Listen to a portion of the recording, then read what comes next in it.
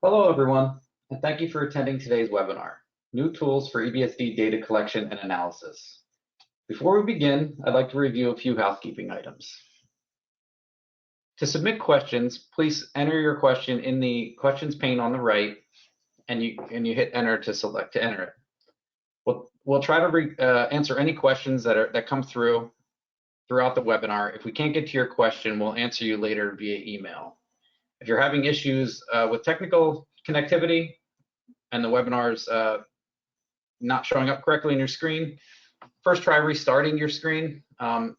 If you're still having an issue, please contact us through the questions pane and we'll try to address your issue. I'd like to introduce the presenters for today's webinar, Matt Nell and Dr. Will Linty. Matt is the EBSD product manager at EDAX and has a passion for EBSD and microstructural characterization. He joined TechSem Labs, known as TSL, upon graduation from the University of Utah in 1995 with a degree in material science and engineering. At TSL, Matt was part of the team that pioneered the development and commercialization of EBSD and OIM. After EDAX acquired TSL in 1999, he joined the applications group to help continue to develop EBSD as a technique and integrate structural information with chemical information collected using EDS. Within EDAX, Matt has held several roles, including product management, business development, customer and technical support, engineering, and application support and development. Matt has published over 70 papers in a variety of application areas. He greatly enjoys the opportunity to interact with scientists, engineers, and microscopists to help expand the role that EBSD plays in materials characterization. In his spare time, Matt enjoys playing golf and pondering if changing the texture of his clubs will affect his final score. Will joined EDAX as the principal software engineer in 2020. He took an interest in electron microscopy as an undergraduate at Lehigh University before completing his PhD at the University of California, Santa Barbara in Teresa Pollock's group. His graduate work included collection and quantitative analysis of multiple 3D EBSD data sets. As a postdoc in Mark DeGraff's group, he developed a spherical approach to forward model-based EBSD indexing. Now over to Matt. Thanks, Jonathan, for the wonderful introduction, and welcome everybody. We're really excited to have this webinar today to show you some of the recent developments that are becoming available from our EBSD product line. So a quick outline of what Will and I are going to talk about. I'm going to introduce our new Velocity Ultra high-speed CMOS detector, and show you some applications with that. And then I'm going to talk a little bit about the latest version of OIM Analysis, version 9. And that'll lead into Will talking about OIM Matrix and the spherical indexing capability. We'd also like to acknowledge Stuart Wright from EDAX and Professor Mark DeGraff from Carnegie Mellon University for a lot of their contributions to this technology. So the Velocity is our high-speed CMOS detector series, and it's a detector that's really good for routine characterization, but as we go faster and faster, it's really ideal for 3D and in-situ characterization as well, where time is of the essence. This detector, it shortens the time to results, and we'll see some examples of why that's important. It can scale to the needs of a lab, and regardless of which camera in the series, it produces high quality, accurate orientation data on a wide range of materials. So we've had this series for a few years now, and this year we've introduced the Velocity Ultra, which is the fastest EBSD detector available. It provides live indexing speeds up to 6,700 index points per second. This capability is achieved first through having an optimized CMOS sensor that's a low noise, high speed sensor that's been essentially optimized for EBSD signal and operation. The Ultra has improved effective sensitivity via more efficient data transfer. We can get the data out of the sensor into the computer faster than with earlier Velocity cameras. And we get this fastest indexing while still maintaining high quality data. It's really important to emphasize that there's not a significant trade-off going faster in terms of the quality that the detector is capable of providing. So this is just a little graph kind of giving an idea where the Ultra fits in along the product range. So we have the Pro, the Plus, the Super, and the Ultra. These multiple models allows you to meet the throughput demands of a lab. Again, there's consistent quality across all the models. The Pro goes about 2,000 frames per second, patterns per second, and then it steps up to 3,000 with the Plus, 4,500 with the Super, and the Ultra jumps up to the 6,700. So depending on the needs that are available, there are speeds that that the Ultra provides the highest speeds for the applications where speed is really the critical goal. And so this is an example. This is you'll see this particular sample is one I've used a lot because it's a very interesting microstructure. It's an additively manufactured 316 stainless steel alloy created by laser powder bed fusion technique. This is a map collected with the 6,700 indexing points per second speeds. That essentially it's about 1 million data points, and we can collect this data in less than 3 minutes. And you can see this microstructure is very interesting. There's large grains, there's small grains, a lot of different weird shapes to the grain. So it's a fun alloy to characterize. And I'm going to show you a few different ways that we do it, but it shows we can collect data from this material very quickly. But of course, we can collect data from a range of materials at these speeds, and I often term this real-world materials. These are not just nice equiaxed, nickel grains. So here's an example from a deformed nickel sample. You can see the deformation present in that orientation map here. The colors sort of vary within some of the grains. There's a tool steel here, so it's a material that has a little bit more strain and deformation retained within the grains. And then there's a rolled deformed aluminum. So you have some amount of deformation. It's a lighter element, a weaker backscattered element material. And even on this range of materials, we can still get these fastest speeds and get high quality data from these different microstructures. So one of the big things I think we see with the Velocity Ultra and with just high-speed cameras in general is we can collect data faster, and it gets us thinking about what are the new scanning strategies we need to use for this. And this is a little example here. This is from a titanium alloy, and it's looking at the same field of view but at different step sizes. So on the left, we have a 2-micron step size for about 30,000 points. In the middle, it's an 800 nanometer step size for 200,000, and on the right, it's a 300 nanometer step size for 1.3 million. And so you can see as we resolve finer and finer, the grains become a little bit more well defined. We can measure grain shape a little bit better, and the main thing we can see is with these high speeds, we can collect statistically significant data in just a few minutes. And we can start to do things like measure, the whole microstructure, texture, grain size, misorientations in a single scan, which allows us to use the SEM time more efficiently. And it changes things from when things were, an order of magnitude or an order or 2 orders of magnitude slower. We're able to more practically collect the data we want to have to describe the materials. And so where is this useful? One is something like an in-situ experiment where things are happening dynamically, and we want to be able to capture information as quickly as possible. So this is an example of a movie of watching recrystallization in a copper material. And we start with a deformed matrix, new recrystallized grains nucleate and grow. And the faster we're able to do this, either the larger area we can look at, or the finer the time slices, or the smaller the spatial resolution. And having this capability allows us to watch to say how fast do certain grain boundaries grow, and can we track that versus misorientation type. So certainly faster detectors help to enable better in situ experiments.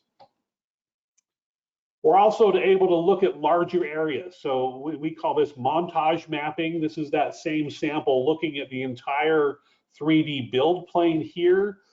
This is in what's called the horizontal build direction.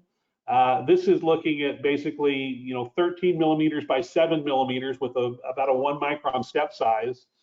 And this is captured by using 25 fields horizontally versus 13 vertically for 325 total fields.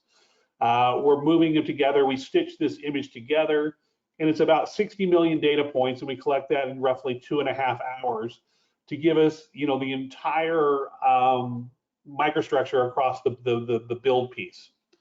And what's interesting with this is that they build this in a different direction. It's the same shape of a part, but it's built in a different direction. So this is a similar map. This one took about 2 hours. It's 45 million data points, since the step size was a little bit larger, 1.5 microns. But we can see the orientations are different and the shape of the grains are different. And so over these large field of views, we can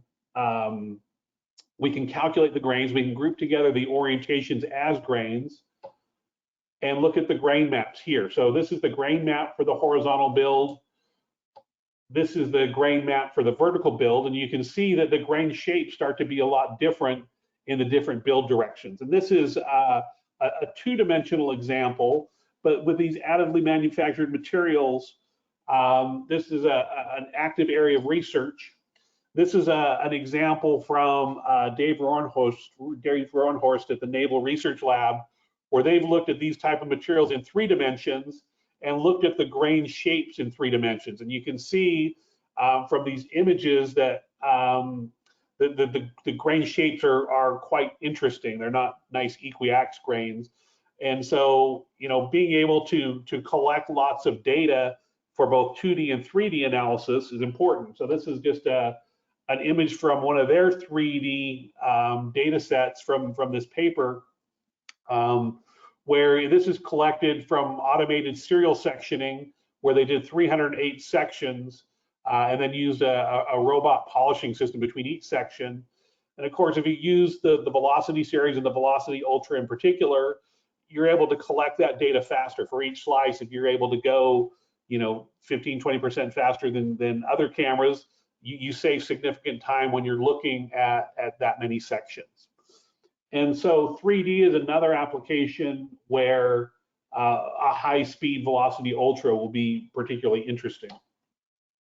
And this is an example. This is from that same partially recrystallized copper material. So we heated it up, and then we stopped midway, and we did a 3-dimensional analysis. And you can see in 3D some of the grains that are recrystallized versus the deformed microstructure. And so with these cameras, we can do larger 3D areas while still maintaining good spatial resolution. That complements the direction of modern fib system developments of plasma fibs and laser ablation fibs, where the idea is to go to larger and larger volumes.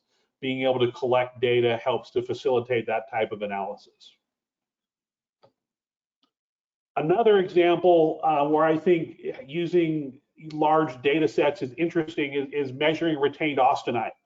This is an example from a turbine blade where we're looking at a relatively large area, looking at large packets of orientation, but trying to look at very fine step size, because the retained austenite in this microstructure can be pretty small. So we want to look at large areas because it's distributed within the material, but we want to do it with a decent spatial resolution. So this is about a 30 million point data set. It took about 80 minutes to collect something like this. And if we look at the phase map, so we have the ferritic, packet materials is the majority of the material, but those blue points are the very fine austenitic grains that we're really interested in. And so with this large area collection, with this fine step size, we're able to find these regions of retained austenite. And what's interesting about this to me is that we're able to also just look at the orientations of these austenitic grains, and we can look at just those, and you can see how they form these different little colonies within the ferritic packets. We can see that there are going to be orientation relationships within one packet. There's specific austenitic orientations that are retained. And in a data set like this is really interesting because we can use some of our parent grain reconstruction software to reconstruct the austenitic microstructure based on the ferritic orientations, and then compare that to the retained austenite to confirm the performance of that algorithm. And is an example where having all that data allows us to see multiple ferritic packets, colonies, and still detect the retained austenite in each one of them. Another example where I think that the power of the high-speed ultra comes into play is something where there's a wide range of grain sizes. So this is an example from a friction stir weld in aluminum, and we're looking right along the heat affected zone of the weld here. So on the left, we have the base metal, and on the right, we have the weld nugget here, and we go through, you can see that there's a significant difference in grain size from the left to the right. And of course, whenever we're measuring grain size, we want to be able to measure, multiple points per grain to be able to at least feel like we're getting a decent representation of the grain size. But so, we have to select a step size based on some of the smaller grains that we're going to measure. So in this case, we're looking at 700 microns by 500 microns with a 250 nanometer step size. And that gives us about 7 million data points in about 20 minutes. If we look at the grain map, you'll see here, so when I show the grain map, these grains are randomly colored to show the morphology, and we can see that there's the smaller grains and the larger grains. And we can then plot out the grain size distribution from something like that. And we can assign a color to it to say, let's just do a continuous color from blue to red across that distribution. And we can see that, sure enough, the small grains and the large grains are where we think we are, but we have enough data points to be able to resolve the smallest grains statistically and then able to take this data and break it down into small and large grained regions from this sort of bimodal distribution. So again, with this, we can analyze this full field of view in one pass.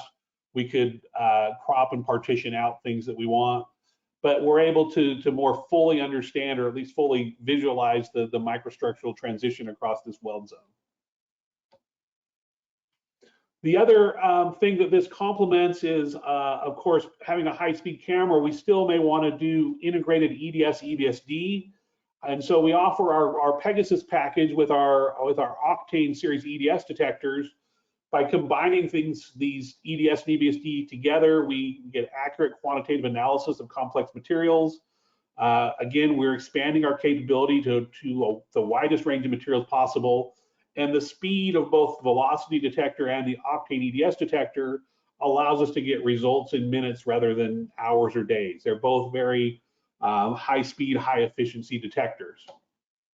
And this is just an example on the EDS side, where this shows an ideal detector in terms of how many output counts do we get versus input counts per second.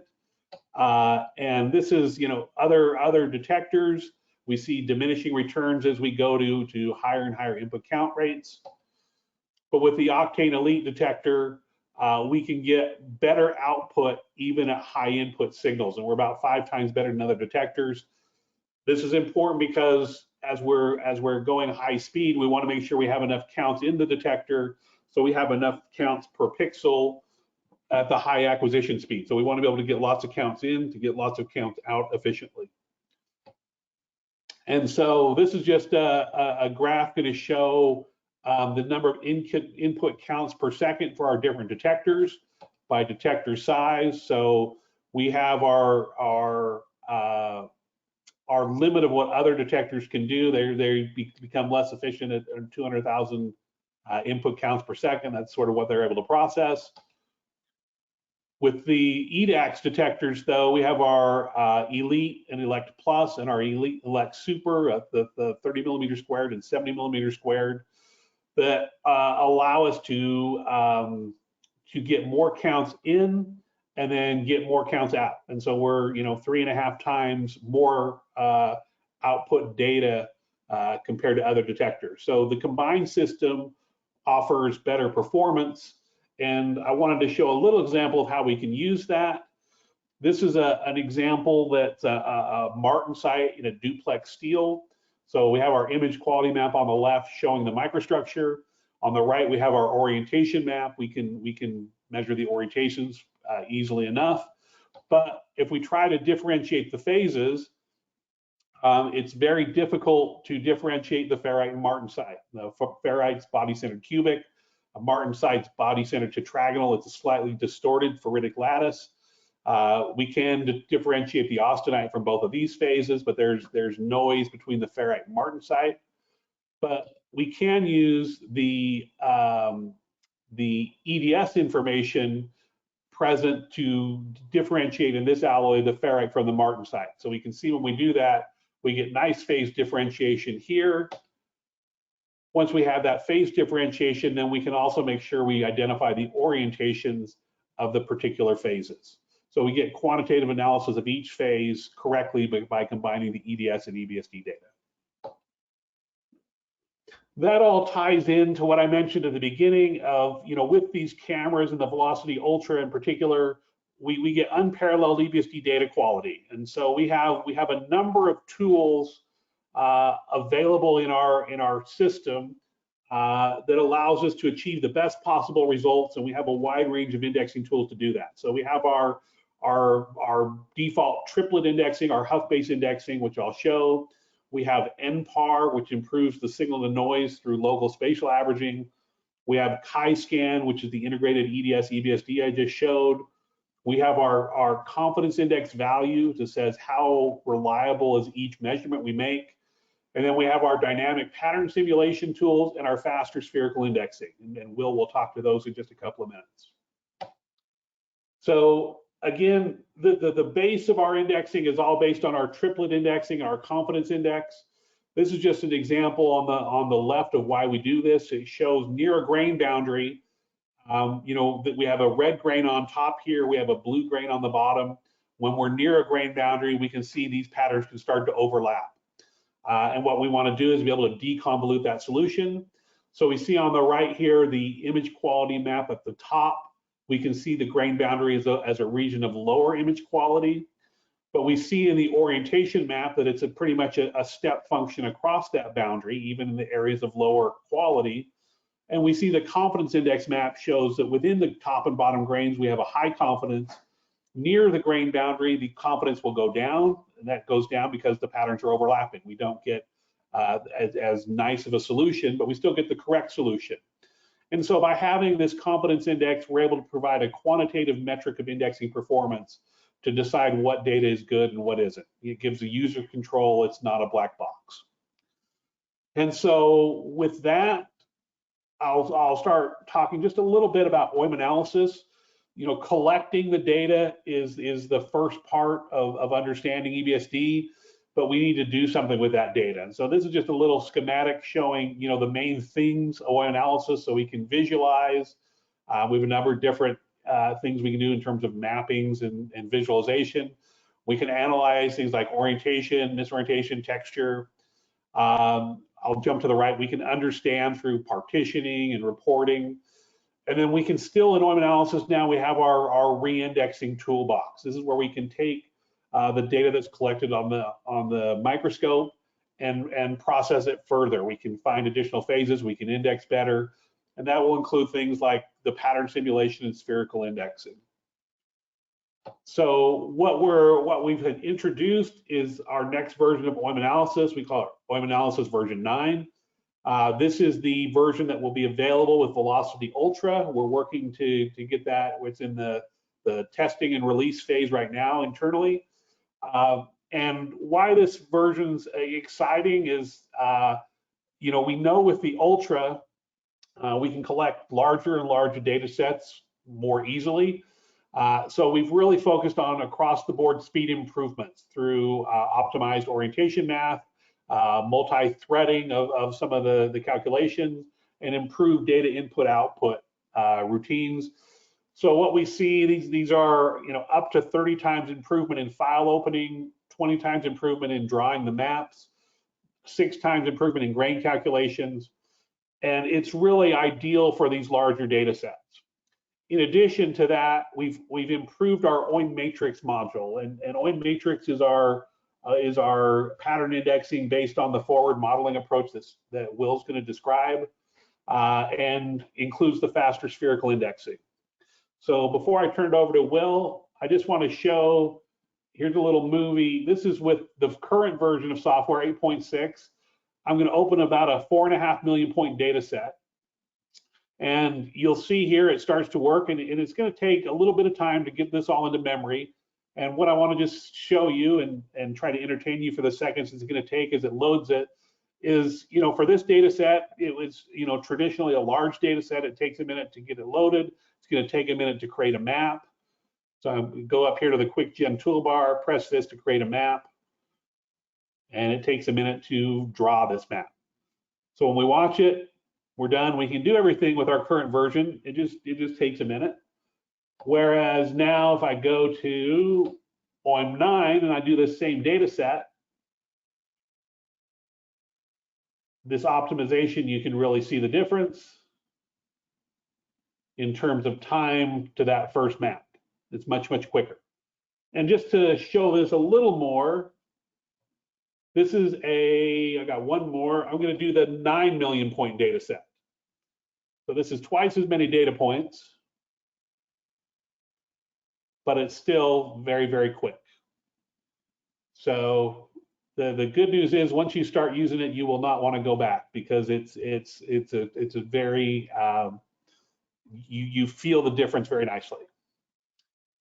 So with that, I'm going to stop talking and I'm going to turn the time over to Will. Thanks, Matt. All right, hopefully you can see my screen. So like Matt mentioned, I'm going to be talking about forward model-based indexing in the new version of analysis. I want to start by just talking about what is forward model-based indexing for people that are not familiar. So forward model-based indexing is called that because it's solving a forward problem instead of an inverse problem. So normally when you have your patterns that you're collecting on the microscope, you want to go from the observation to the underlying information of what your sample is. And all that forward model-based indexing means is that instead of trying to do that backwards problem, we instead do the forward problem that says from a given system, what would the resulting EBSD pattern be? And then use that as the basis for indexing instead of, for example, the Hough indexing approach.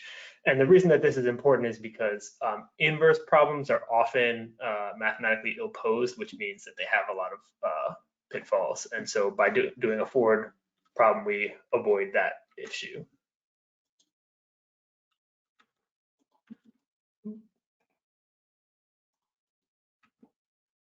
Okay, so what makes well versus an ill-posed problem? Well-posed problems basically need these three factors. The solution needs to exist, it needs to be the only solution, and it needs to be stable. And basically, Hough indexing as an inverse solution has issues with all three of those because if your interplanar triplet angle is not on your lookup table, you don't have a solution. If you have a group that's not sensor symmetric, there could be multiple solutions. And the voting system is normally stable, but can have issues for certain cases. And so basically what we see is that we have challenges with Hough indexing when we have a noisy pattern, overlapping patterns, or pseudosymmetry. And so here on the right is an example showing if you have a nice pattern on the top, when you do the Hough transform, you get these peaks that we're used to seeing, but if you just put in raw noise on the bottom, you still end up getting a couple of noticeable peaks. And so this is just one of the ways that then you can have some issues going forward. So with a forward model approach, the idea is that we describe the physics of the experiment that we're doing, and that can involve sort of an arbitrary number of factors, but typically you have some source for a beam you're using to probe your sample, a description of the beam itself, a description of your sample, and that includes the physical extent of the sample, as well as all the quantities of interest. So for EBSD, we care about phase and orientation. And then after interacting with the sample, you have a modified beam coming out, and then you have a detector as well. And the idea is that you can simulate your experiment for all of the degrees of freedom that you're interested in, and then select the result that matches your observation the best. And whatever the inputs for the simulation were, that's what you say your indexed result is. And so just for sort of more concrete example, if we wanted to simulate how do we render an image, we would say you have a flash or light source, maybe a geometry describing where that source is and how the light propagates, where your sample is and its color or reflectivity, and then you can describe the scattering when the light hits your sample, and then maybe you have a sensor with some noise profile. And normally what you want to do is start with the simplest model that you can and start adding complexity until the fidelity is sufficient for whatever you're doing. And so as you can imagine, for some experiments, this can become pretty sophisticated and involved, and that means that often these approaches are significantly more computationally intensive than inverse approaches, which is why inverse approaches are used so widely. And so the question is, if it's all this extra work, why bother? And the answer is that it gives us a much better indexing result. So here's a nice example from the literature of a heavily deformed sample, and you can see that because the pattern quality is degraded by the deformation, Hough indexing is not really able to resolve all of this fine-grained region. And on the right is dictionary index, which is a forward model approach, and it's able to basically resolve all of the regions that have the finer grains. And here's another example just with a sort of a known ground truth. This is in a nickel sample showing basically the same region scanned with higher and higher camera gain. So you can see that the pattern quality gets worse and worse. And as the pattern quality degrades, so does the Hough indexing quality, while the dictionary result is robust up until the very highest noise levels. But for this one, we know that the answer is correct, so we can have even that extra confidence that we're getting the correct solution instead of just a solution.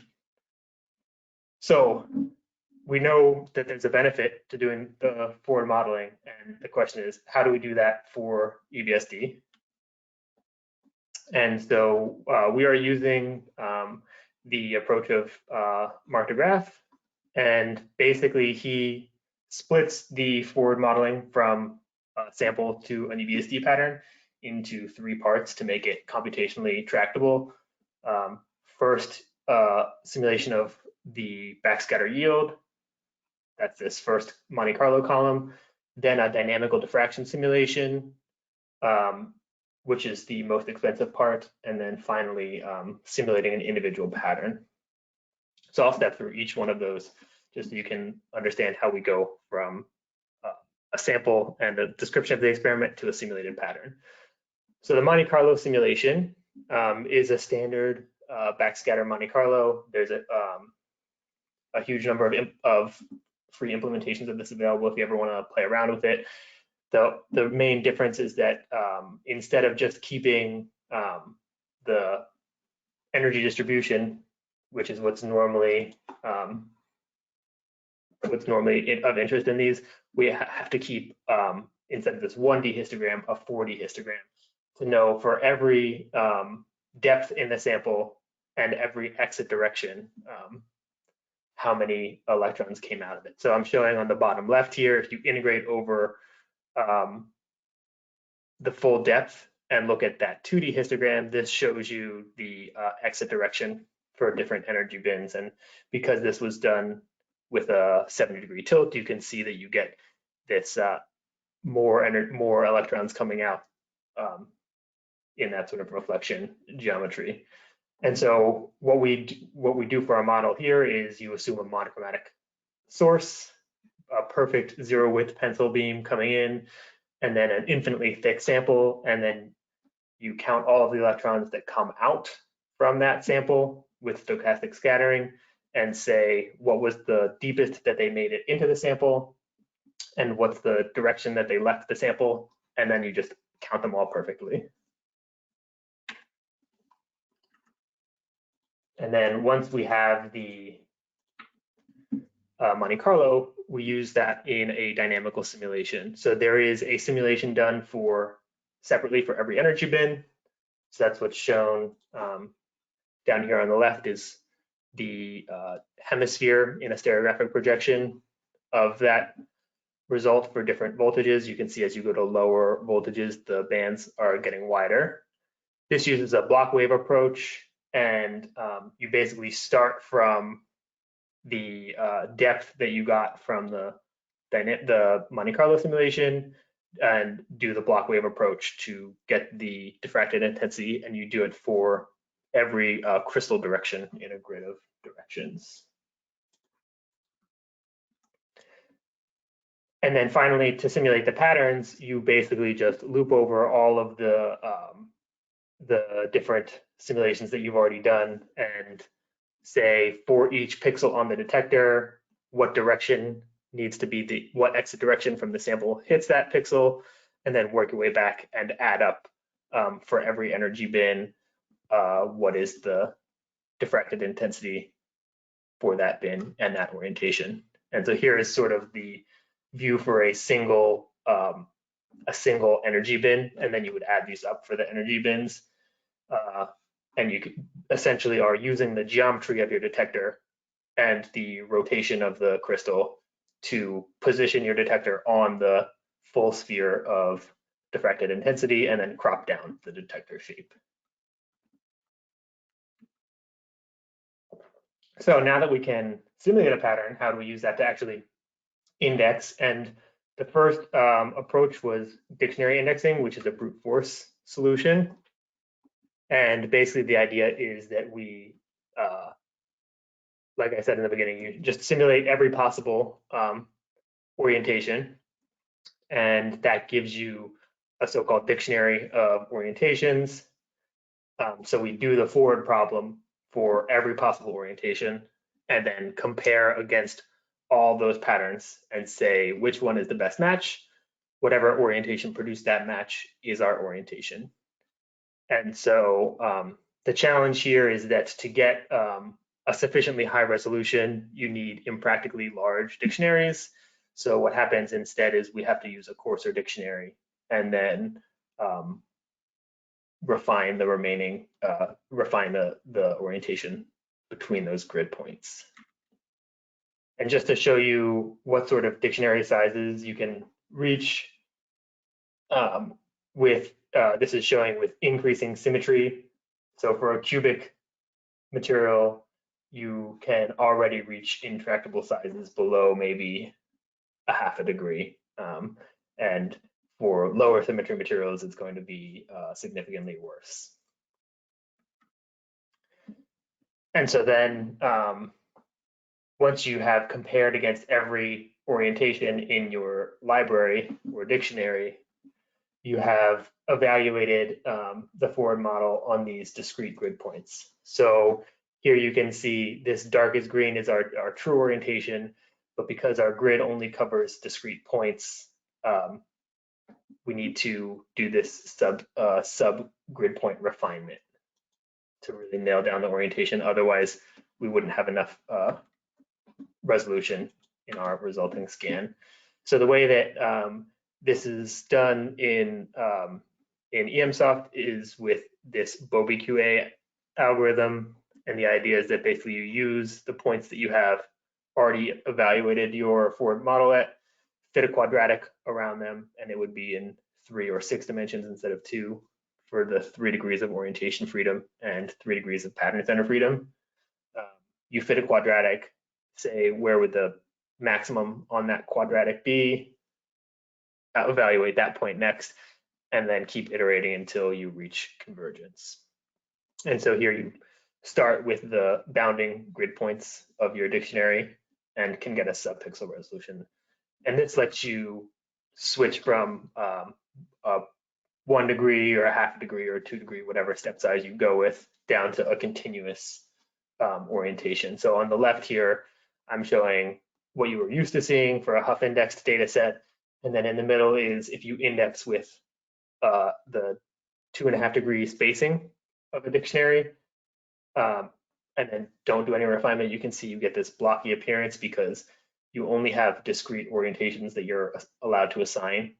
And after doing a refinement, you recover the continuous orientation as expected.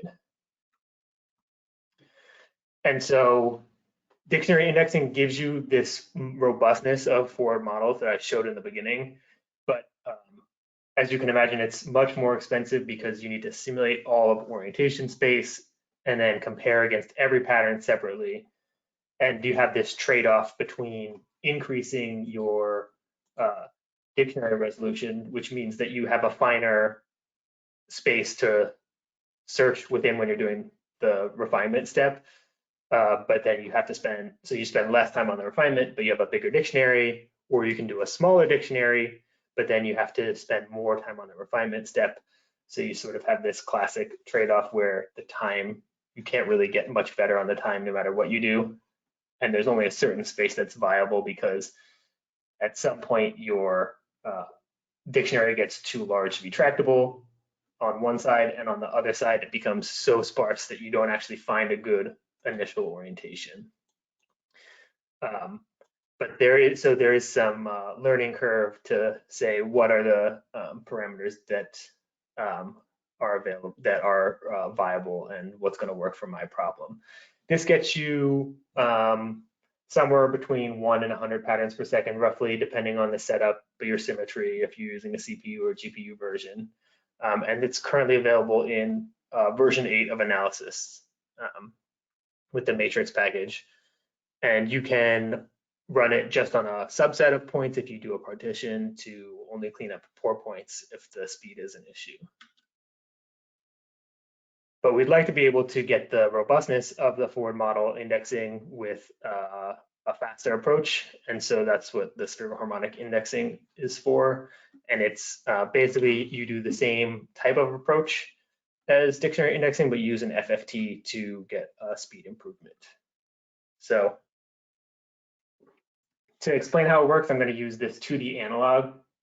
So if you imagine that, like I showed before, when you are generating a pattern from the simulation in the EBSD forward model, you can imagine it as a crop on the sphere. So you rotate the sphere by your crystal orientation and then crop it with the detector geometry.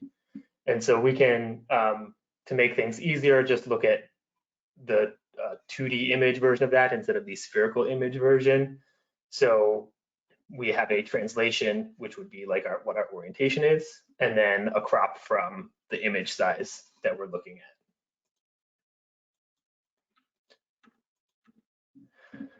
And so if we were going to do dictionary indexing on this 2D analog, we would start with some pattern that we want to index, and we would generate all possible crops of our input image and do the dot product. And that's what I'm showing on the right here, is for each origin of the cropped image, what's the dot product between that cropped image and this one I have on the top. And you can see there's a peak.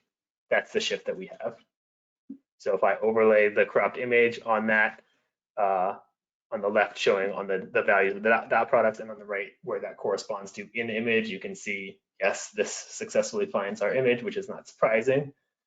The question is, can we do it faster? And the answer is yes. This is a classic problem in image processing, and you can use a Fourier transform to, instead of doing it in number of grid points squared, you can do it in this n log n, which is potentially a significant speed improvement. And basically the idea is you can rewrite a single dot product using as a convolution, and then you can use the convolution theorem for the Fourier transform to calculate all of them simultaneously. The one important note here is that you have to make sure that the mean of your image is 0. So that's what I'm showing here. With a 0 mean, we get exactly that grid of dot products that I showed before. But if you use the image as is without making the mean 0, then you're going to prefer brighter spots. So here, this is from the lighthouse, and this is from that coastline. So you basically have this issue where since your image is all positive, then it's going to just be the best fit where the reference is the brightest. So by making the mean of the image 0, we fix that problem. So the question is there an analog to that, but instead of in 2D on the sphere? And so the question is there something equivalent to the Fourier transform on the sphere? And then we can, instead of having this grid in our image, cropped image origin, we can have a grid in orientation space. And the answer is yes. It's called a spherical harmonic transform. And just like a Fourier transform uses sine and cosine, a sum of sine and cosines to represent a function, a spherical harmonic transform uses a sum of these spherical harmonic functions to represent a function on the sphere. And if you sum out to infinity, then you can represent any function. And the bandwidth, which I'll be talking about on a few slides going forward, is just how many terms do you include. So this image on the right here is showing a bandwidth of 4. So you have a degree of 4 and an order of 4.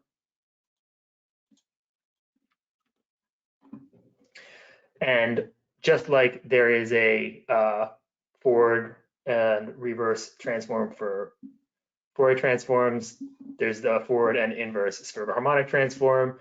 And like I said before, the difference is the basis function. So instead of the Fourier transform uses sines and cosines, the spherical harmonic transform uses these harmonic transforms, or the harmonic spherical harmonic functions, which have a significantly more complex form, but it's conceptually identical.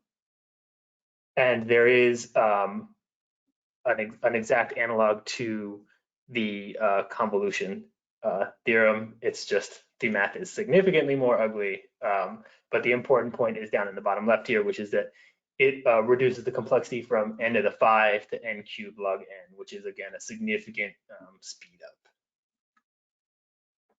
And just to show you sort of how this looks, on the left here is a cube of Euler angle space with some slices through it. I took a random function and rotated it in an arbitrary way and did this cross correlation. And you can see you get these nice delta function peaks. There's 2 because the full cube is a double cover of orientation space. But this cube is the exact analog of this 2D grid of cross correlations. And then instead of having the origin, we just have the Euler angle triple as a result. The other nice thing is that because there is, we get a discretized result, just like with the dictionary indexing, but because there's an analytic expression for the cross correlation, you can use derivative-based refinement, which is significantly more efficient than most derivative-free nonlinear optimizations. So basically the idea is that while for EBSD pattern simulation, we start with the sphere, rotate by the crystal orientation, and then crop by the detector.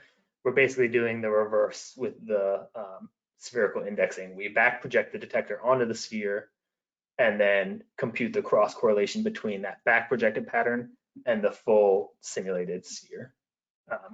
And then you can do this harmonic refinement, like I said, with the analytic derivative, and that gets you down to machine precision. So something like 1 to the -6 degrees.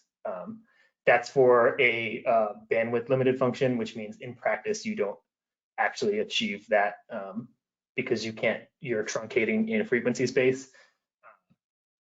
But it gets you much closer starting point than the dictionary potentially. And then even though there's a lot of complicated math, at the end, it's just a button, but it's very helpful to understand what's going on behind that button. So this has been implemented in, oops, sorry about that.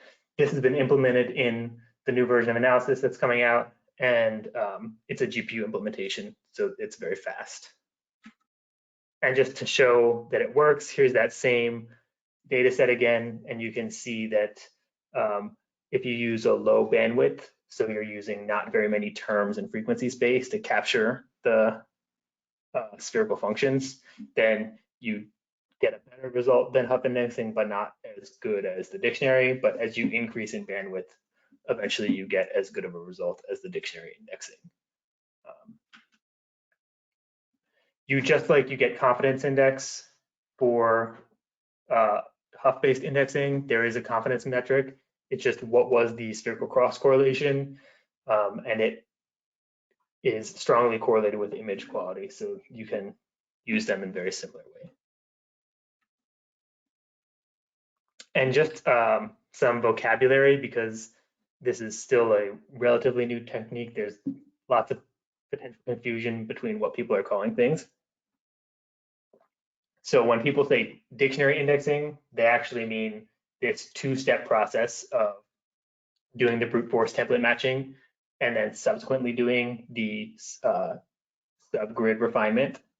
And spherical indexing, it's the same thing. First, you find the grid point, and then you refine between the grid points.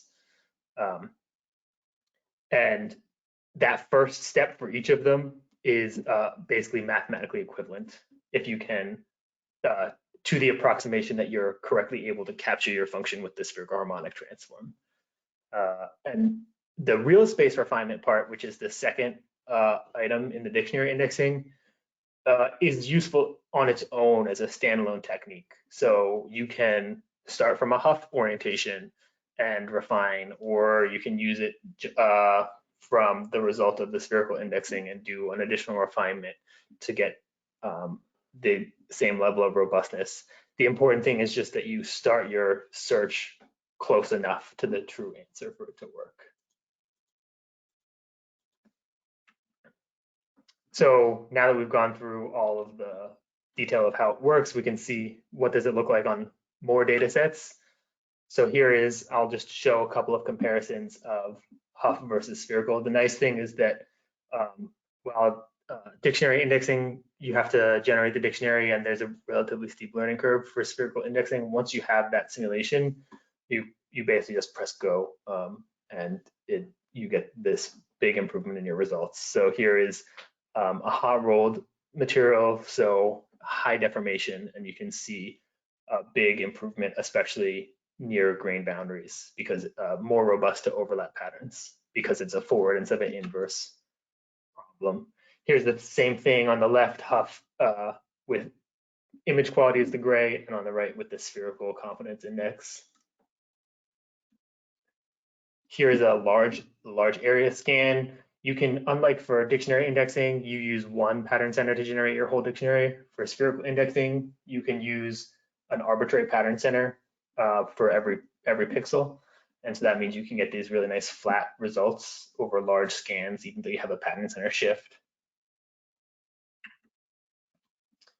It has strong phase discrimination. So this is showing two-phase steel, and you can see that in addition to indexing a lot more of the noise points into good orientations, there's much better phase discrimination than with the Hough indexing. And this is the same sample, but with a faster collection speed. So there's basically very few grains that are recovered with the Hough, and the spherical result is noisy, but significantly improved. And then because it's an analysis, you can use all of the existing image processing tools that are in there, just like you would for Hough indexing. So here on the top right is the raw Hough indexed, which is completely unusable. If you do NPAR and Hough, you can get some result, but the combination of NPAR and spherical gives you a really nice result. There's still a little bit of noise in there, but it's quite good, and compared to the starting point, a dramatic improvement. And this is the same thing on that nickel data set, showing that you can do spherical on the raw patterns to get a good improvement, but if you do spherical plus NPAR, the result is almost perfect. You basically just lose a couple of the finest twins. So here is the low gain scan, for example. So this very fine purple twin You can sort of see it here, and since NPAR does the spatial averaging, you lose it there.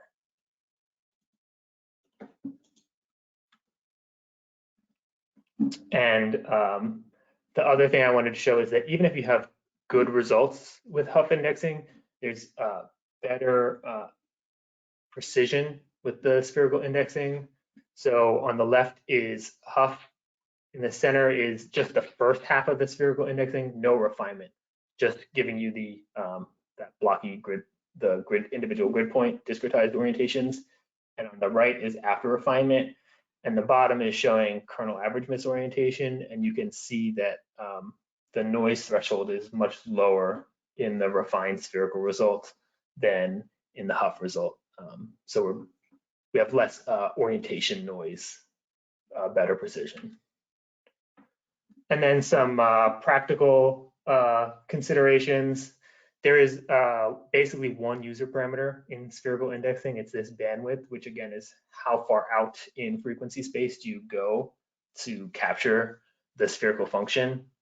So I'm showing on the bottom right here, sort of if you take your pattern back projected on the sphere, do the band pass with that bandwidth, and then get out the resulting pattern, you can see that as you go higher in bandwidth, you more accurately capture the original pattern.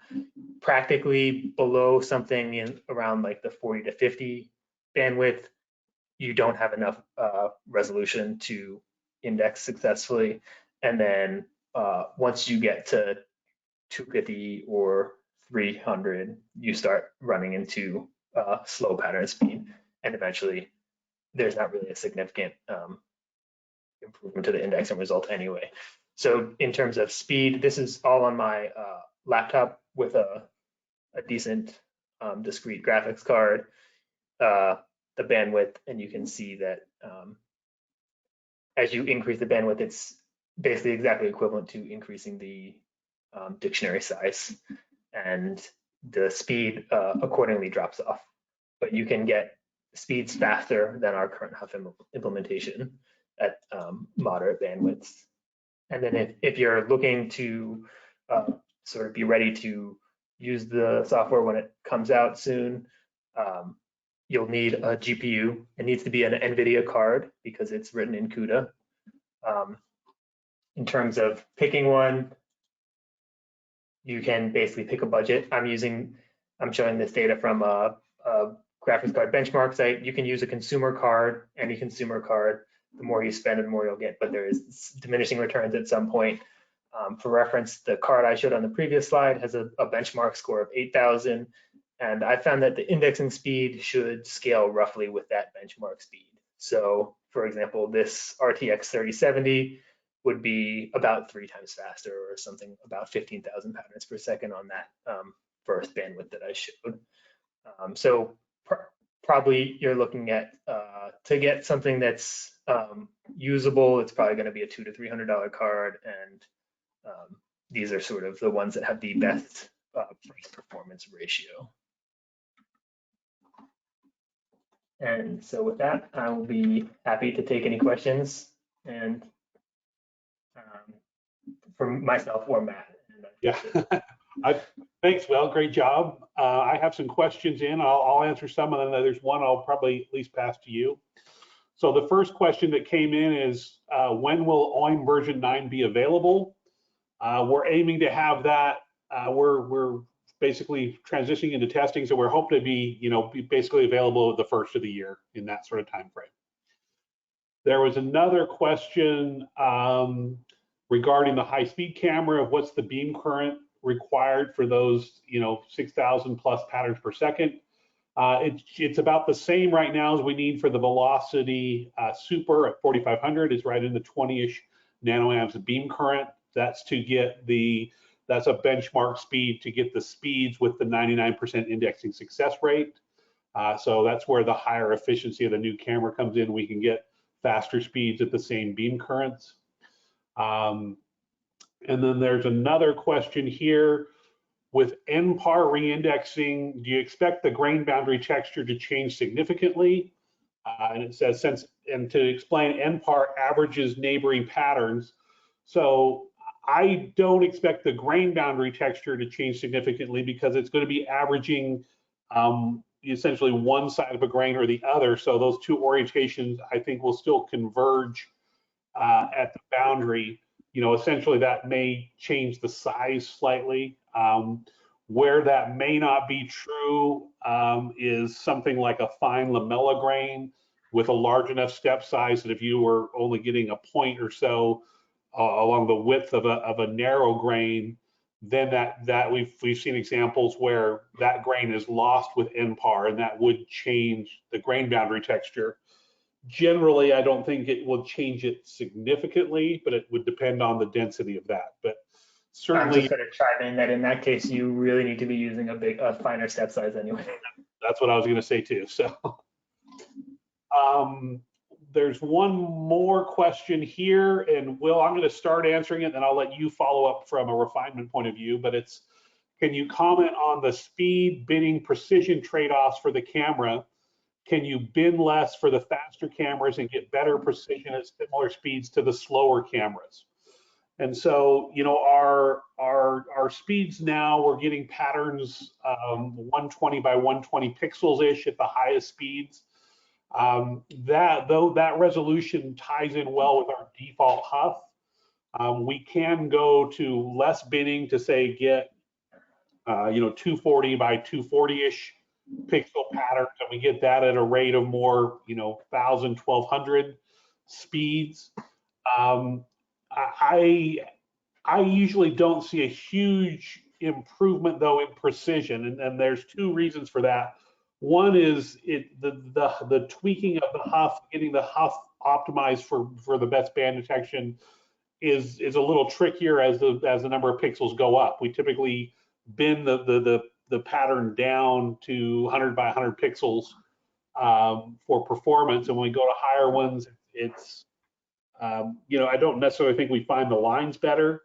And also the way that our standard triplet indexing works, it does an averaging, an orientation averaging of the different triplets. So for both the higher and lower binning settings, they still will have an inherent averaging that I think both precisions are relatively similar, not a huge improvement from one to the other. But I think where the precision possibilities come in at any speeds will be with the refinement.